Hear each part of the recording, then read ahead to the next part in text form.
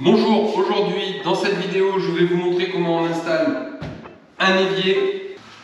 Lorsqu'on ouvre l'évier, on a ceci, il est bien sûr mieux emballé, je l'ai sorti un petit peu. Vous le retournez et normalement vous avez ceci en dessous.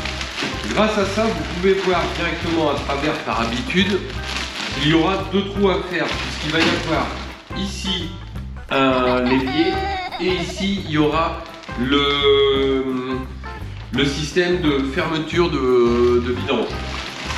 Et d'ores et déjà, je peux vous dire une chose, c'est que je sais que mon trou, il va faire 98 sur 48. C'est des tailles assez standards. Par habitude, bien sûr, mais clairement, je viens prendre l'intérieur à 98 et en hauteur, je suis à 48. Ce qu'il faut vérifier aussi, lorsqu'on a un évier comme ceci, c'est que dans notre meuble sous évier, il passe bien avec l'ensemble, à la fois le receveur, mais aussi le mitigeur, les câbles du mitigeur qu'il passe bien. Donc là, on peut savoir, par exemple, qu'on a 60. Alors, dans notre configuration, on va regarder après, mais je sais qu'on a un meuble de 80. Par habitude, donc 80, ça fait qu'il fait 76 dedans. Donc on a largement la possibilité de le mettre et on a aussi une marge de manœuvre. Je prends un stylet de couleur rouge. Là je suis au-dessus de mon meuble. Il fait même 90 le meuble. Je me suis trompé par rapport à tout à l'heure.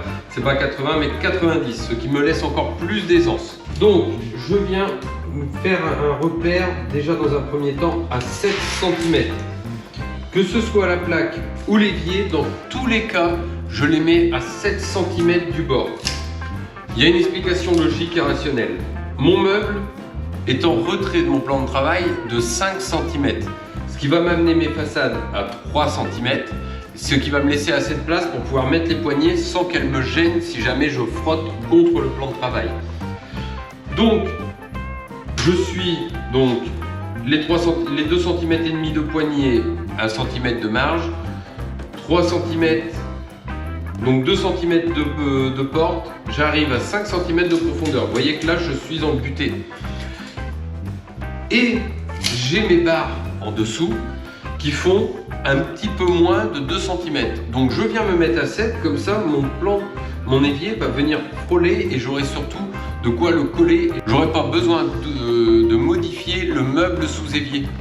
Et surtout, je lui laisse sa barre en métal, sa barre de structure. Le petit point que je viens de faire, c'est toujours un petit point de me dire faut pas que mon évier au niveau de mon mitigeur ça aille plus loin que cette partie là. C'est une petite marge de sécurité. Je prends mon réglé, je fais attention de ne pas abîmer le plan de travail et par rapport à cette marque, je viens le mettre sur 61. Parce qu'on a vu tout à l'heure qu'on avait à peu près 60, un petit peu moins de 60. Avec une marge de sécurité 60, ça nous laisse beaucoup de place. On va essayer de centrer l'évier au niveau de la fenêtre. Donc je me mets à 61 et je commence mon trait à 1. Parce qu'en fait le problème sur ces réglés, c'est que ça commence vraiment à 0. Et pour faire un trait qui soit vraiment propre, je préfère prendre de 1 à 99 que de 0 à 98. Là, tout simplement, je vais prendre mon extrémité de plan de travail, j'ai mon extrémité, je me positionne dessus, je vois qu'ici au niveau de mon repère, je suis à 41 en fin de perçage. Donc tout simplement, je vais reporter 41 à peu près sur la ligne. Alors, en profondeur, c'est pas bien important. Je viens ici, 139, donc 41 plus 98, on est bien à 139. Je viens 41. Reporter 139. De l'autre côté, j'ai bien 41 par là. Je viens reporter 41 plus 98, 139. J'ai bien mon repère de 139 ici. Pareil de l'autre côté. 41 plus, donc je viens me mettre en butée. 41 plus 98, 139. Et là, tout simplement, je viens me positionner, pareil, toujours sur la même technique, 49. Je me positionne sur 49 et je vais jusqu'à 1. Pareil de l'autre côté, je n'ai plus qu'à venir vérifier 1 et 99. Il y a une dernière manipulation que moi je fais comme repère, c'est que ici à peu près 1 cm, 1 cm et demi, je viens mettre un repère. À quoi vont me servir ces petits repères que j'ai mis là de chaque côté? Et j'ai fait pareil à l'autre bout. Et bien ces petits repères, ils vont me permettre, je vais venir avec la scie, percer de là à là. Et en fait, ici, entre les deux points, je vais faire à la scie sauteuse un arrondi. Parce que les éviers, si vous regardez bien chaque évier, tous les éviers, au niveau des angles, eh bien, ils sont arrondis. Donc pour augmenter la surface de silicone qui va venir en pression dessus, eh bien, je vais l'augmenter encore en prenant ce petit angle. C'est pas grand chose, mais c'est toujours ça de prix. Je mets ça sur des tréteaux, je prends les scies et puis on perce ça. Alors, plusieurs solutions là encore pour couper. Vous venez 1 mm de profondeur pour ouvrir cette partie-là et ensuite vous la mettez à fond pour enlever. Ou alors vous la mettez à fond directement, vous y allez doucement et alors moi ce que je fais c'est que je mets le rail du côté que je garde pour être sûr que vraiment ça appuie dessus et en plus ça ne vienne pas l'éclater. C'est une scie à batterie. C'est une scie à batterie d'ailleurs, je crois qu'il y a le Biturbo test de chez Bosch Europe qui permet de l'avoir, de l'essayer et de pouvoir la garder. Moi je l'avais acheté déjà avant, j'en suis super content. Par contre, comme je suis sur batterie et que j'ai l'aspirateur, j'ai un petit dispositif, je ne l'ai pas trouvé ailleurs que chez Metabo. Et en fait, ça met en route, au moment où je mets la scie, ça détecte que la scie est en route et ça met en route l'aspirateur. Par contre, j'ai oublié de préciser un truc, on aspire, on est en intérieur, donc les EPI, sinon les oreilles, vous allez avoir des acouphènes, mais ça va être terrible.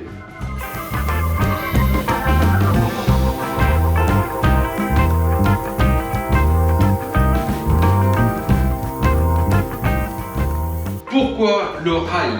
C'est que déjà ça permet d'aller droit, évidemment. Et surtout, le rail, c'est que vous ne mettez pas en friction le sabot de votre scie avec le plan de travail. Donc aucune chance de pouvoir l'esquinter. Pareil, avant j'utilisais des cartons pour pouvoir faire le tour et utiliser ma scie sauteuse, qui a été livrée avec une plaque qui permet de justement éviter les rayures sur le plan de travail. Donc là maintenant, on va zoomer un petit peu et on va faire les arrondis.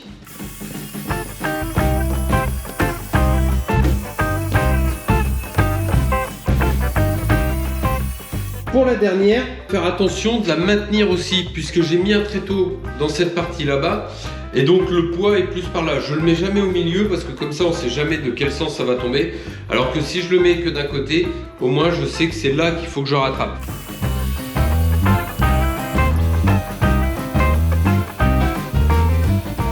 On a maintenant enlevé la partie de l'évier. Et donc là, un peu de poussière, si on regarde bien, on est parfaitement à fleur. Et au niveau des coins, on porte. On peut essayer de le bouger. On n'a quasiment pas de jeu, que ce soit dans un sens ou dans l'autre. On va percer l'évier. On sait qu'on doit le percer à 2 endroits. Un pour le mitigeur, pour la commande de vidange. J'utilise une scie cloche à diamant comme celle-ci. J'en ai pas mal parce qu'en fait il y a des fabricants qui en mettent, il y a des fabricants qui n'en mettent pas. Là j'ai même pas vérifié s'il y en avait une qui était livrée avec. Moi j'utilise toujours la même parce que ça a une durée de vie très très longue pour ce que je fais. Si vous n'en avez pas, avec un tournevis vous pouvez le casser.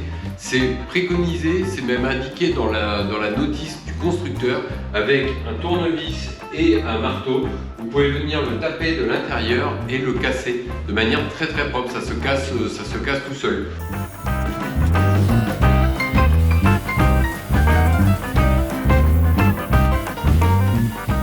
Une fois que j'ai percé mon évier, l'important maintenant, ça va être de mettre, je mets le mitigeur avant. Comme ça, simplement, je ne vais pas m'embêter à crapahuter dans le meuble sous évier, en dessous, pas forcément dans le bon sens. On va maintenant sur le plan de travail pour préparer l'accueil de l'évier et de son mitigeur. J'ai bien nettoyé autour, maintenant, silicone.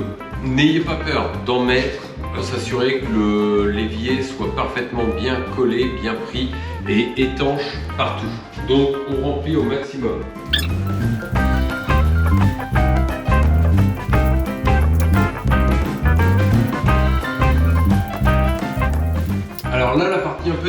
c'est de ne pas mettre les tuyaux dans le silicone et de ne pas vous en mettre non plus partout.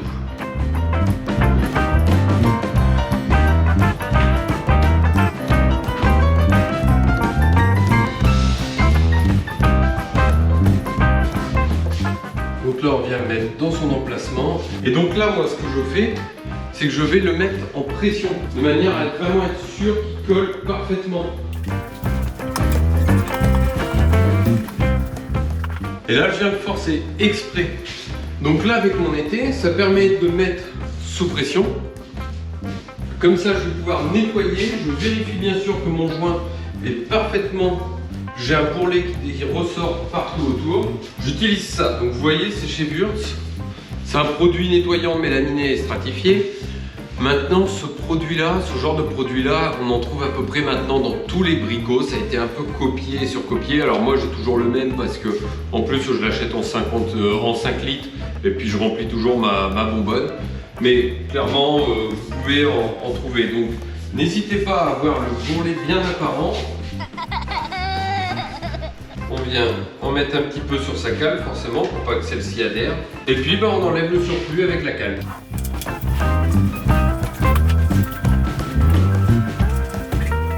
Comme vous pouvez le voir, j'en enlève beaucoup.